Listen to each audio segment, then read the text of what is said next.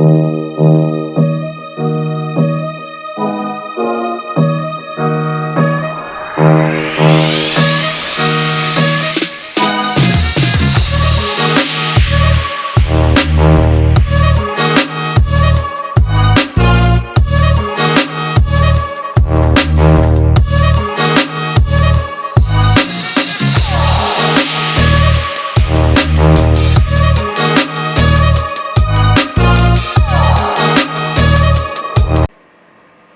beautiful people out there on the 250th street, you know what time it is, Bwiza Isha by Gala's 23. So, as you already know, rero tukaba tugiye kubana muri it's all about trend. So, aho uri hose rero mu majyepfo, mu majyaruguru, iburasirazuba, iburengerazuba, mu mujyi wa Kigali, East Africa, you are most welcome. Tutibagiwe na Diaspora Zone. Shout out to you, muri abantu ba danger. The real Gala's 23, me bound to preach the stories of the street, me from the hood and of Babylon and the street. Me speak for the forgotten talent up to the succeeding one, the real Rastaman, call me the bomb boy of Kejero. As you see, they don't know a beautiful girl. How you doing, baby? I'm good. Omeze bon. You are most welcome. Kuri RODDY TV kabisa. Thank you. So ndagira ngo dutangire twibwira abantu badukurikiye kugira ngo uko babibona umukobwa mwiza ni Grace Konyango Lee. Grace Lee. Twishimiye kubana namwe kuri uyu mwanya, kuri uyu munsi, umva ni ibintu byatanje birenze. Subscribe, share, byibuke kandi. For sure. Yeah, she's the one of the biggest stylists in this country. So right now ni by'agaciro kuba tumufite on the RODDY TV. Tukaba tugiye kubana muri it's all about trend yacu, as you already know. Tubakubita amakuru ari trend mu myidagaduro, mu bintu byose bimeze neza, especially muri dance, music and fashion. It's all about music, as you already know. Niki dufite mu miziki, niki kiri kuri imihanda kabisa, amakuru yose ari trend mu miziki kabisa, tuba turi kuyakugezaho tanu kwa tanu. You need to stay tuned kugira ngo utazagicikwa na it's all about trend kabisa muri cyumweru. As I told you, to dropping on Tuesday and Friday. Videos zimeze neza utasanga handi usibye kuri the one and only RODDY TV. So, Grace Lee, as you already know, rero muri means hari indirimbo zagiye zisohoka z'abahanzi nyarwanda. Mostly ndashaka ko twiganirira nyine kuri abo bahanzi binayi iwacu ikintu. Hari indirimbo urabona abahanzi barakoze like nka Muri baradropinze indirimbo imeze neza cyane, bigaragara ko iri no kugenda ikurikiranwa n'umubare munini on YouTube, Spotify, Audiomack n'ahandi henshi cyane, like no kuri Twitch.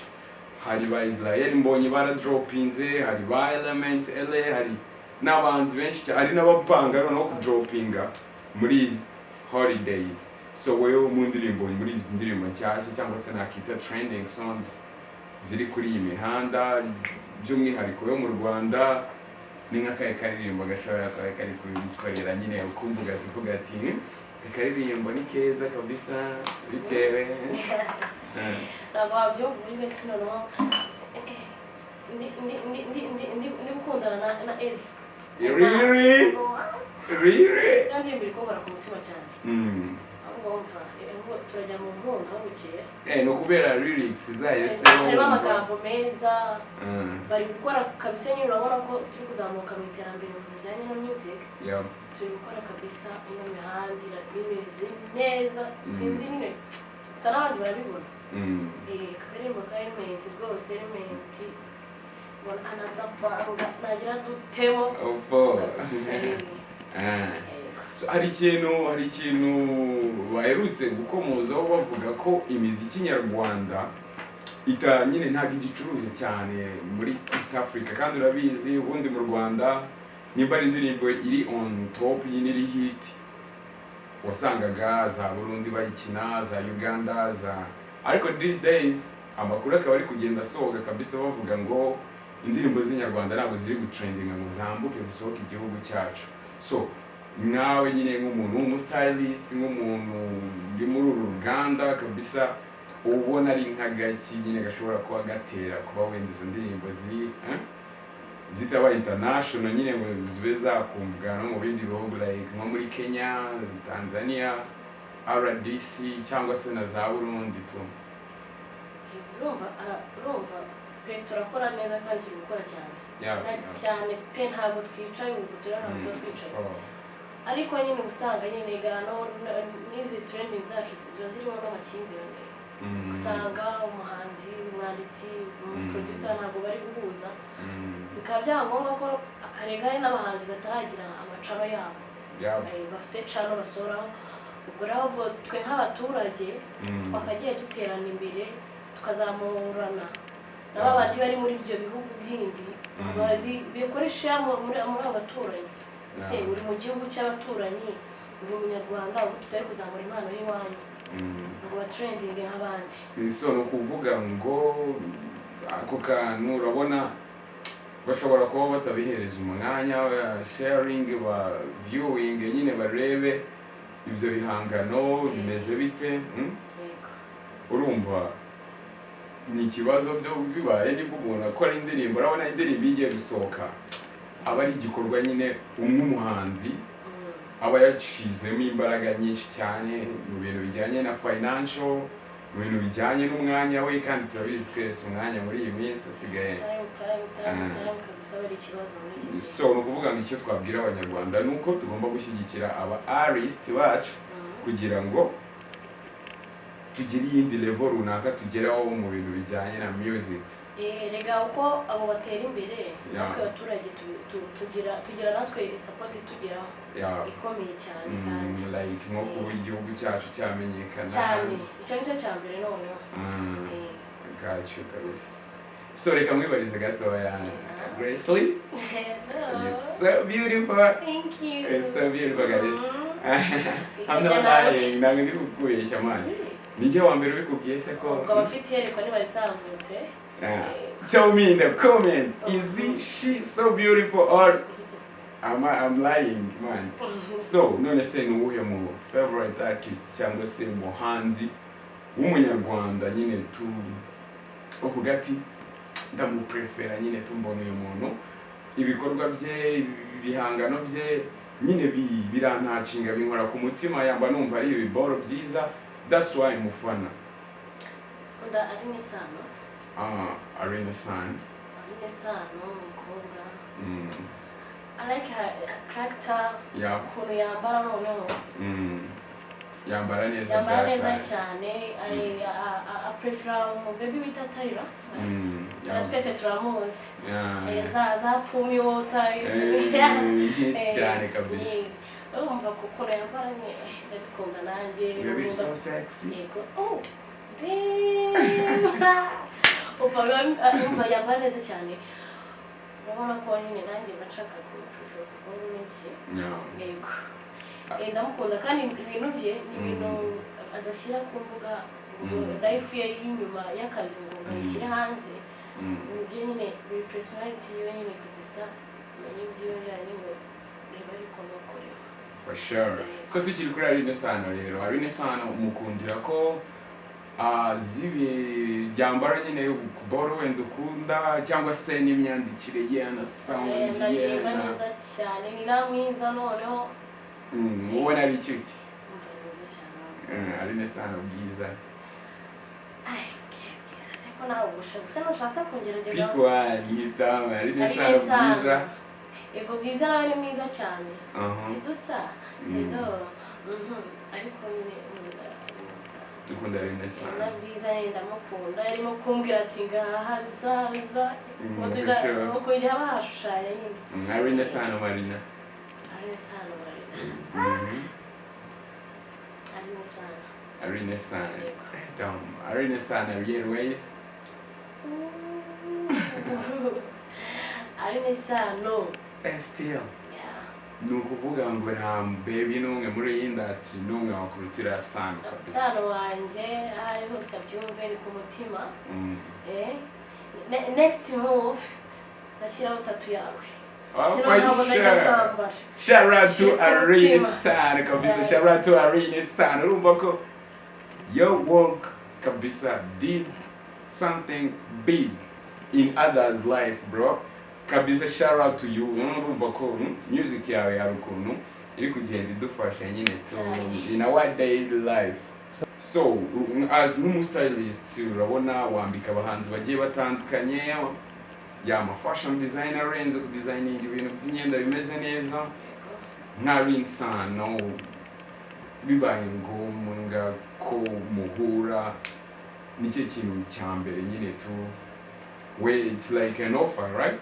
Ni nihe offer nyine wamusaba ni nyine n'ikihe kintu nyine we wakumva cyaba kirenze nyine wamukorera tu nk'umuntu ukunda kumva ko I did it. Anyemereye nkamwambika pe cyaba ari kinamore cyadanje yambaye design zawe design avuga ati kwa Gracely umva byari ibintu birenze kuri njyewe kuko noneho kuba ari artist nge nikundira niyumvamo no akayita akoresha no n'ibihangano byanjye nta kintu cyaba kirenze nkabyo ko yabasubije inzozi zanjye ahuye n'umufana anyeje n'imbere yego. So tukiri rero muri music yacu hari ibintu bigenda bivugwa cyane ntago ari mostly mu Rwanda gusa ndetse n'ibihugu by'abaturanyi nabo barabivuga uvuga ko mu Rwanda iyo uje gwa performinga uri umuhanzi uturutse mu kindi gihugu urugero hari nk'igitaramo giherutse kuba as I told you mu bice byagiye bitambuka bitaga Let's Celebrate I guess aho hari haje umuhanzi Kiri from Burundi aba ariwe muhanzi wenyine kabisa performance ye igenda nabi urumva byagezemo hagati byuma birapfa ngo haje kuvuka izindi maka bavuga ngo Banyarwanda nyine ari ukuntu babigenje. So nyine bavuga ko tu hari ukantu k'ishyari ukuntu bwawe nyine bagirira wenda tuvuge uvuye aho hanze uje kuririmba mu Rwanda hari n'ukuri ufite audience nini cyane gutegereje deja so we ubona bihagaze bite nyine ubona ko kantu kagashyari k'ibiki n'ibiki kugushaka kwikunda nk'Abanyarwanda ngo bakora ibintu byabo the supporting abandi bantu from bihugu byo mu baturanyi like nka za Uganda za cyangwa se abantu baba babyitiranyije baba bifashe uko ndikubona cyari kantu k'ishyari ntabwo kaburamo kono kumva ngo umuntu yavuye ahantu runaka buriya nubwo waba uri butege bisi iri gutwara umunsi wose ari igikorwa gikomeye umuntu yakoze ishyari ntabwo kaburamo kuba wenda stage yara performance stage kagenda kuriya ni impanuka yaba n'ibindi byose sinzi impamvu ahubwo ego na comment zazikenewe nabagomba kuba kote nziza na kote mbi ariko ku yandi makuru niwe mbona kuri iyo mihanda already kiri kwegarutse mu gihugu. So ahagiye kongera kudukubitindisha akavuga ati aha ni hehe mu Rwanda bro umva bro mu Rwanda. That's the good thing. bareke ko ntabwo nabo byamurakaje returning back ntabwo byakunda kabisa. Urumva kuba yagarutse Abanyarwanda abaturanyi umva noneho show na show ni show kikagiye kudutamo ubwo yigarukiye ko se babwirwa n'iki kari ishyarira cyangwa nibo ka jealousy nako ntabwo akari sawa ariko nyine ntabwo kuri no mihanda kabura muri industry yacu kabisa ni ikintu abantu benshi cyane bagenda bagarukaho bumva bari kugihuriza kurumva ikintu kivuzwe n'umuntu urenze umwe deja ntanduru ivugira umusozi ubusa ntanduru ivugira ku musozi ubusa. Ikinyarwanda cyanjye nacyo kirakemanga yoze ko gukana nari nibagiye yaba ikinyarwanda cyangwa n'ururimi rwiza rukomeye cyane ariko bwihishemo izindi mpano n'ubundi bwenge yego. So nge reka mugore gatoya rero turimo turaganira kuri it's all about music. So ubona ari muwe muhanzi mu Rwanda right ubona ko nyine career cyangwa se energy afite muri career biragaragara ko hari level runaka azakura nyine hari level azashyira umuziki nyarwanda azashyiraho umuziki nyarwanda. So tukajya tubona natwe abahanzi muri za BET Award urabizi abatipe bo muri za Nigeria baratendinga ama BET Award muri za Grammy Award like nka Burna Boy after Grammy nyine ubona ruhe muhanzi nyarwanda muhanzi dufite ubungubu ufite kuzambutsa umuziki nyarwanda akawushyira ku rwego ruri international kabisa bitewe n'ubuhanga umubona bitewe n'ukuntu nyine wowe ubona yitwara muri kariyeri? abantu bari muri industry yacu barakora pe bose baranakora cyane ariko umuntu uri gutungurana cyane buriya sinimba bitari kubireba umuntu bita Afrique mu biganiro aheruka gukora ku maradiyo yari yavuze ko adafite YouTube channel ifunguye inshyashya ariko uburyo azamutse yirukankamo urabona ko uriya mutipe kabisa kandi ishusho ye ni nziza umuntu umukorera ndamusoje arakora neza cyane Afrique urabona ko ari kuzamuka tukagaruka no kuri Element kera ari crush wanjye atansi utaza kumubona sure reba Element y'abandi erishiri baramureba mugahita wumva Laura has shonje mu gifu se n'uburyo mu gifu aho ngaho ugeze kure byagoranye byafatse nyine gusa urabona ko na Element arakora cyane Marone wacu nawe akabaragaritse these people never change baba bashaka kucanga mu mutwe cyane nabo gusa barakora bashyize hamwe kandi tugaba duseye umugozi umwe ibihangano byacu byazamuka bikagera kure ariko nyine umwe ntabwo aba ashaka gusunika undi mu mugongo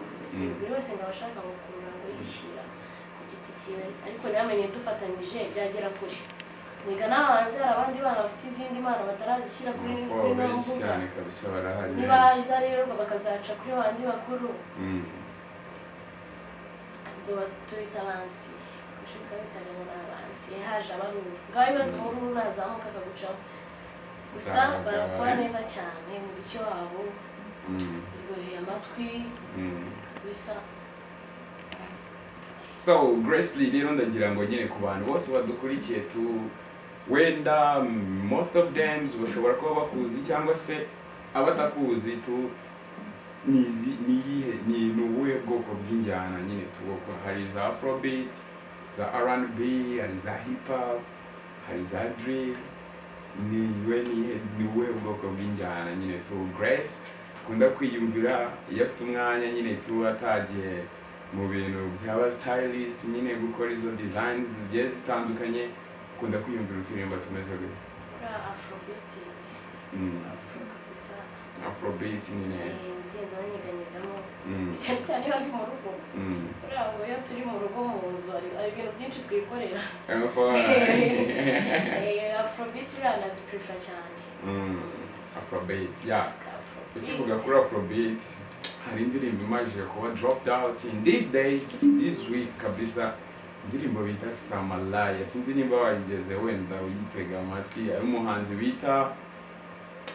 Yamana Waboy featuring CEO nayo nyine na Afrobeat meze fresh wayumvisha gute? ntabwo akwera muri minsi akazi kenshi tuba turimo ntabwo uri kujya gustreaminga ngo urebe ariko nayumvishijeho nayo urumva ko iri mu bwenge bwinshi iriya beat birimo imeze neza kabisa imeze neza ariko ngiye kubarebera next nzagaruka babwira ibintu birimo biyigize ese nigeze nkubwira kuri mwiza wawe ariko wallahi ibaze ko akora ko kuri mwiza ndimo ndabikubwira mwongera nkabyibagirwa mwongera nkabikubwira maybe ikiganiro cyose wanze ndi bukite ni mwiza. So noneho reka twikomereze sibyo muri music yacu muri trend makuru y'imyidagaduro kabisa dufite. So mwese rero mudukurikiye right now as you see I'm with Gracely, the one of the stylists kabisa bameze neza bari kugenda bakora ibikorwa bigiye bitandukanye bari kugenda bakora akazi keza cyane ubona ko hari tafari barimo barashyira ku gice cyacu cya fashion ubona ko ni ibintu byiza cyane kabisa. So nimba rero dukurikiye ukaba utarakora like ukaba utarakora subscribe ukaba utarashyiraho comment rumva man you miss something big brother, I ain't gonna lie, you miss something big brother. So rero reka duhita twinyarukira gake Gracely nakubonye ngomba kuguprofita right? Oh yeah, it's been a long time man kugufatisha ntabwo biba byoroshye by the way kuba kuna akazi kaba kagutwaye ari ibisazi urumva ndashaka ko duhita twigira mu gice cyacu cya kabiri cya fashion aricyo twise it's all about fashion ndetse ari naho hantu usanga cyane nyine ndi ugende ntubaze tubazo twinshi kubera ko uri umusitayilist twemera kabisa wambika abantu ibintu bikababera that's right nshaka kugira ngo twiganire nyine ngende nkubaza utuntu twinshi cyane so Grace Lee akunda kwambara imyenda imeze gute? Grace Lee umvugo woza abantu bakuru akunda kwambara ubusa surely designer imyenda nkunda nkunda kwambara imyenda igiye ikigaragaza umuntu wanjye ariko nanone nkakunda long dress ndagira nyine nkawe nk'umuntu uba muri uru ruganda rwa fashion mubwire nyine tu ni iki kintu gituma bida popping up za design zacu zirenze zimeze neza zibashe kuba international nyine aho Africa bose babe babizi babe bazi izi brand kabisa ni made in Rwanda babe bazi nimba ari aba Chicago nimba ari aba Canada abagureba ikintu nyine tumwiduka itavuga ati that thing yakorewe mu Rwanda ubona ari nk'iki nyine kibitera kuba ibiboro byacu nyine bitajya up wenda ngo bibe international muri fashion mu bintu bijyanye na fashion mu gihugu cyacu cy'u Rwanda ntabwo biri marketing cyane usanga bamwe tubikora abenshi bari kubikora live ariko basa nk'abacuruza ahubwo ntibakore marketing bavuga ati yego bavuga ati se hanze hari abantu bafite impano ukabona umwana muto w'imyaka 10 n'ingahe arajya kuri TikTok nayo irafasha cyane ukabona akoze akantu kabyaye design nziza cyane ako umwana akaba atatera imbere ngo marketing iwe muyikoreshe wapi urabona nk'imideli yakoze muri silver yari imyenda myiza cyane abasore bari bambaye neza inkumi zambaye neza ariko nkatwe tubikoramo bambona bamwe twitinya gukunda abamo ikibi cyo kwitinya ukaba umuntu wenda ashobora kuba afite talent ariko akaba afite akantu ko kwitinya kuba nyine yakimurikira abantu bose muri rusange nabigoranye nk'urugero nkanjye zana kenshi nkora ndazishushanya set kabisa kandi aba ari umwenda mba nicaye nkashyiraho igihe cyane atekereza ariko tukitinya nanone hanze ari igihe ujya kujya hanze uvuga ati iyi design nakoze wayimurika ugasanga ari hanze hari undi mwana warakaye usanga hari abandi bana kabisa bafite amadesign ya dance kamensuye inyuma gato ese ibyo bintu bijya bibabaho namwe nyine nk'abahanzi b'imideli uba wakora nyine imideli urabona hari ukuntu ushobora kuba wadesigninze umwenda runaka ari umuntu uri buwambare agiye muri show runaka cyangwa se ahantu runaka right ari wawure n'abandi bantu nabo bambaye ibindi bihangano by'imideli urumva bitandukanye byagiye bikorwa n'abandi ba stylist cyangwa se aba fashion designers hari ukuntu nawe ujye ubona ugahita uvuga ati aki design nubwo nakoze design nziza iyi design y'uyu muntu kabisa imeze neza harimo creativity irenze ari ukuntu nyine nawe umuntu agukoma ugahita uvuga ati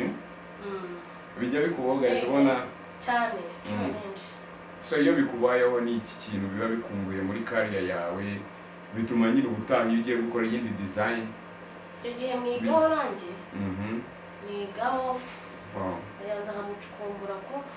ubwo bwenge abandushije nanjye bamusabwa ngire icyo mwigiraho Burya abantu tubayeho twigira kuri bagenzi bacu amwigiraho abandi yakanzu ifite ya design from Gala isi yabigenje gute ibimeye from Gala kenshi dukoresha ibitambaro kandi igitambaro cyavuyemo umwenda wakuramo cya gitambaro ukongera ukakirambura ukagishyira hariya ntibamenye ko ari nyine ukuntu cya gitambaro nyine gikozemo harimo ide nyinshi rero ushobora kuvuga ati kazane wa modeli wanjye nagera hariya ugahita usanga hari undi muntu kabisa wateguye neza umeze neza uhagaze fresh bisa impamvu nta muntu usoza kwiga buriya tuba tukiri kwiga n'ubundi abari akandi kantu akwigishije kwiga hanze cyane cyane n'umwanya wo kugira ngo ibintu bya fashion bizamuke bigere no hanze hano made in Rwanda murabizi za downtown hehe hose haba hari amasitowa y'imyenda made in Rwanda ibikoresho bya made in Rwanda ariko ntabwo turamenya nimba no hanze y'ibihugu ntabwo biba bihari cyane akenshi biba bihari usanga biri gukora mu gihugu cyacu akenshi cyangwa ugasanga ugiye ubaye umudizayina ariko uri kurebera mu bindi bihugu ukabikurira mu bindi bihugu why not tutakoresha ibitenge byacu ugushaka igitambaro cy'ikingo cy'igifaransa hano muri Afurika natwe dufite amafabrika kabisa ameze neza ibitambaro bya good umuntu ashoboraga so bivuze ngo rero we muntu dukurikiye right now when you need to order something cyangwa se ushaka ko bagukorera imyenda myiza ijyanye na event runaka yawe ushaka kujyamo ushaka she's here, she's the best stylist ever ararenze akora neza kabisa n'umukobwa w'umunyarwanda uhagaze neza muri career ye kabisa yo marketing nyine urabona nk'umuntu akeneye kwamamaza akoresheje ibihangano byawe nyine tu cyanago we icyo bikora tu umuntu yakubona kuziye platforms like TikTok, Facebook, Instagram kugira ngo tubabwire tu abantu bose badukurikiye kugira ngo nihagira nyine n'ukenera kuba yakorera marketing azavuga ati Leslie ndamubona gutya tu ndamusangana nafunguye ama IG Facebook TikTok ngiye kugira ntangira nkore nanjye ibi live nabo babibone kenshi nakoreraga kuri telefone ari abakiriya banjye cyane cyane cyane ko akenshi ndaga kuba mfite abakiriya babandi baba bashaka kuba ibintu byabo biri secret byanze kandi nanjye numvaga aribyo nakundaga gukoraho kuko naje gusanga maze na marketing kuri zino social media yaza kubasa turaza kubasigira akalinki ubwo nyine aho babibaza nyine kuri RODDY TV Feri wabanje gukora subscribe and share as you already know rero twaba tugiye mu gice cyacu cy'ikiganiro ari nacyo gice cyacu cya nyuma bakaba ari icyo nta kindi rero akaba ari it's all about dance nigga. Are you gonna dance or are you gonna break it man? Umubyinnyi uri umuntu ukunda ibintu by'ababyinnyi uri umuntu ukunda music in general ugomba kubukunda n'utuntu twa dance so Gracely urabona dufite aba dancer nowadays barimo baragenda bakora ababyinnyi bari kugenda bajya mu video menshi agiye atandukanye aho nakubwira nka ba Jojo Breezy ba Divino ba Jordan Colors ba my favorite girl hari umu sister w'umubyinnyi bita Cyuzuzo the baddest uramuzi nagaru bwa mbere byubishijeho from now ndagira menya ni kako you look like her man murasa mukuntu tu tutataye imwe mbaye ntibeshye ko numva afite icyo bita hot body look what the whole body can do. Kandi abana turi hano hanze dufite energetic girl kabisa bamwita energetic girl n'ubundi kabisa ubona ari umusista kabisa nyine nawe ufite energy danje ubona ko muri career yari baragenda yitwara neza cyane so wigeze kumbwira rero ngo kunda umu dancer umu DJ umu TV presenter umuhanzi bita DJ Benda right DJ Benda se mu bintu mukundira na dance irimo na bimeze bite cyane kubera drip kuna bayifunze cyane dance ze kurabyina ubona ari ibintu afite vibe nziza afite vibe nziza kabisa kandi ahantu hose yisangamo ikindi nkunda ari role model na Diamond yambara neza cyane Benda yambara neza uriya nawe ari mu fashion batarisobanukirwa ngo bamenye ko n'abari bo ari abamodo wadanje ari abamurika mideli bameze neza benda buriya nawe umunyamideli mwiza cyane yambaye neza no azi kubyina umudensa mwiza wewe na divine uwa n'abadensa nkunda barakora nyine ubona ko ibintu byabo bafitemo ubushake kandi bafitemo discipline bazi n'icyo bashaka n'ababyinnyi beza cyane kugeza kuri ubu rero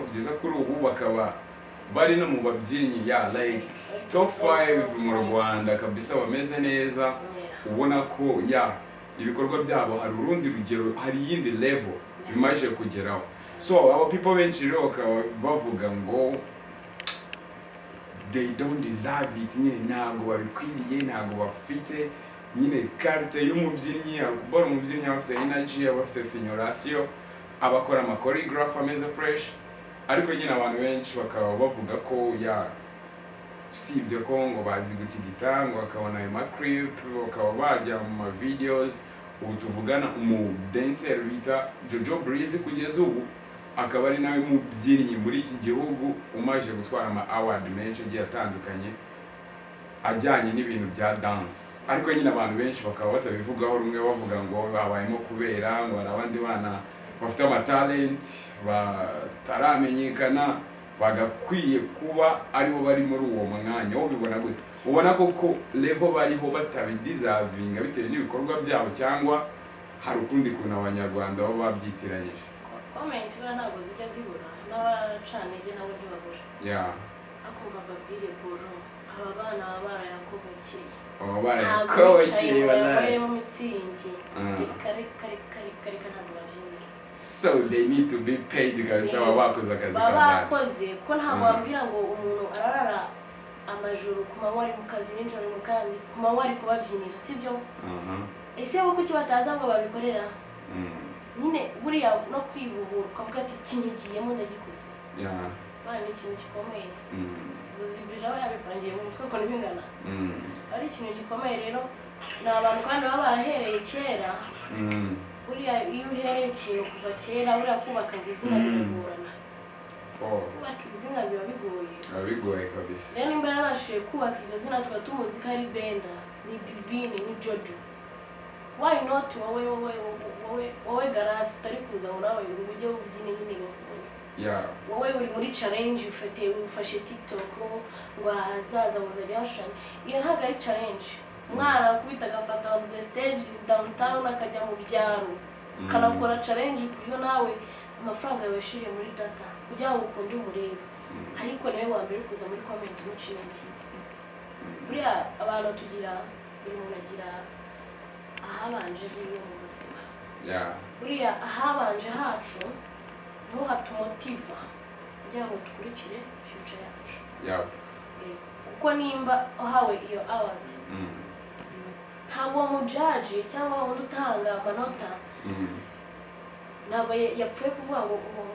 reka ngo nyihe grace ya grace se grace afite ubumenyi ari stage ari gusekera abantu ibyo akora ubona ko abikora bikunze nk'ubushize naho koze ndi kureba ama comment bari kuri kuvuga Divine uwa ukuntu ngo yabyibushye ngo afite inda se we kuki utabyibuha ushaka kuba muri nkanya njye ndi maneke nyine ndabizi ko ndi maneke by the way ufite agatahe keza baby girl thank you like a fashion girl just he says some time says bamufokasinga warabyibushye ufite ikida akubona ko izo comment zabo sizimuca intege ahubwo arakomeza agakora wowe uri kumufokasinga aho dore niyo mpamvu usanga ibintu byacu bidatera imbere uri focus ku muntu kandi umuntu wari focus na future yiwe ako muri wowe ufite ibyo ukora ufite impano nawe wagashyize hano hanze ngo ufokasinge ahubwo gufokasinga ngo grace ngo afite urutwe runini ngo bimeze bite niba ukibaza tugomba no kujijuka we have to be mature mindset yacu igakora wisinzira wiryama uri gukore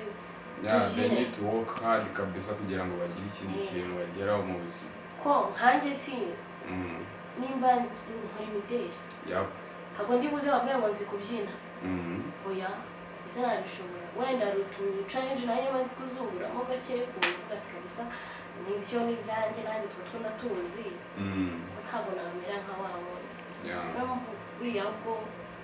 tunashyigikirane ese ko mu mama babo baca n'intege kandi mbona banagenda mu bana babo bakabafata abana bafite impano yo kubyina bakabasapotinga ubona ngo nka Silver Foundation uriya sister nawe Sherry Silver no Sherry sorry afite nawe akazi kenshi kabisa umukobwa mwiza kandi utazi kwiteza imbere wenyine azamura na bagenzi be bari umwana mubi. So tugana ku musozo w'ikiganiro cyacu especially mu gice cyacu cya gatatu twahariye dance cyangwa se gutamba cyangwa se kubyina cyangwa se kukanyerera cyangwa se ubundi buryo bwari bwo bwose wumva wa yita. So living na Grace Lee ndagira ngo tubwire abantu nuwe mubyinnyi wadusabira nyine kuba tuzereka abanyarwanda right now muri It's All About Trend yacu the next part nuwe mubyinnyi nyine wumva twatumira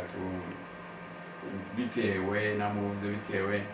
n'ukuntu wenda ari trend these days muri muhuzi nyine tubana n'ubundi numva ikiganiro cyuta habaye harimo Divine uwa kaba yadusangiriza kuri story yiwe byazaba sawa ariko nanone mu bintu bya dance hari ikintu abantu batakizirikana umuco wacu mu Rwanda byagiye ntabwo mukizi gushaya gushagamba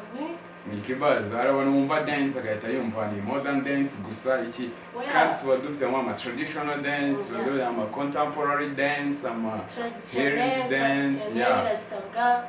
mwicika intege hano hari abana bagifite amaboko bameze neza bazikora mugaruke twongere tunazamure n'umuziki wacu wahashize traditionnel nayo igaruke ko nayo bikenewe ko nk'abana benshi bari kuvuka muri ino vision ntabwo bazi traditionnel n'ibiki cyangwa traditionnel ngo babibyina bati bamwereka nuko batega amaboko ukabona bakagikoma si umwana afite ragrete mu rutigo rwe byagenze biti mwegere amatsinda hariho intore urabona muri Silver Gallery uza n'umupapa wita gute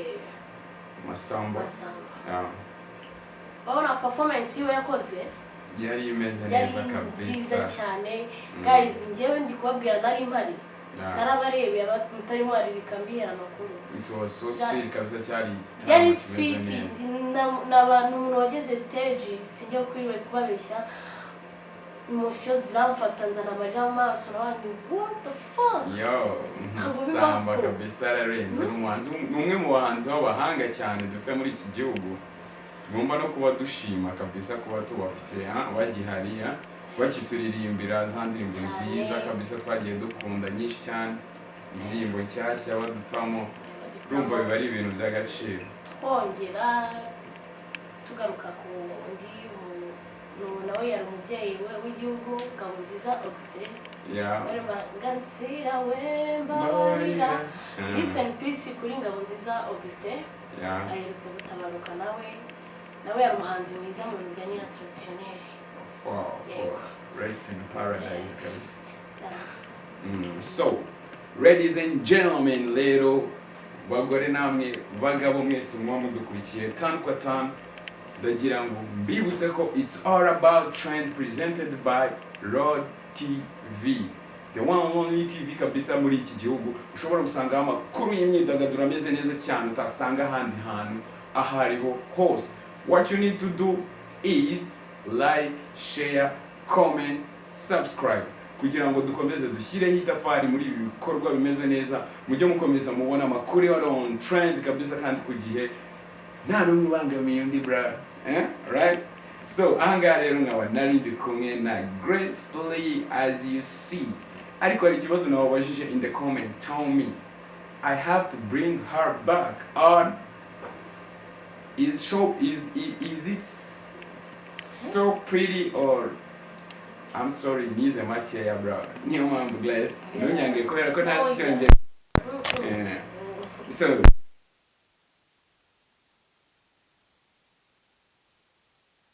tubararike na next part mu kindi gice kandi cy'ikiganiro cyacu bita it's all about train bro. Okay, murakoze. Yeah. Magambo atatu yambye nabwira bonyine yahoze arivuga hejuru, like, share and subscribe, comment nyinshi. Yeah, that's it. Ngira umushuti ukunda kuvuga ngo nkasa. Nkasa. Comment. Reka nongera akandi, sibyo? Mushyiraho comment nkasa Pro Max. Yeah, it is what it is. Yeah. Hanyuma ikindi kintu nabwiraga dutezanye imbere. Agurutse iyo mpano yawe itagutse. Kandi nukuri birakora hamwe n'Imana n'abantu umva. Ibintu biba so good. So ikindi rero cya gatatu umugane no baby babatemo ibintu nka sa bombo clad wallahi yo Kawari Glassley, the one of the biggest stylists in this country, the beautiful girl kabisa, akaba akora ibintu by'ubu stylist cyangwa se fashion design, akaba agenda yambika abantu benshi bagiye batandukanye. So you need to book yours brother, utaracikanwa n'igihe. So it's all about dance represented by RODDY TV yacu indi party kandi nahanga tugiye kuyisoreza. Mwibutsa ko uri kumwe na the real Kankara Colors 23. Me born to preach the stories of the street. Me from the hood where no Babylon on the street. Me speak for the forgotten talent of 2D. Succeed on the real Rastaman, call me the bomboy of KGRO. So, hasta la vista, the Nakagara Glassley. Thank you for your time, kabisa. Thank you too. Kanuta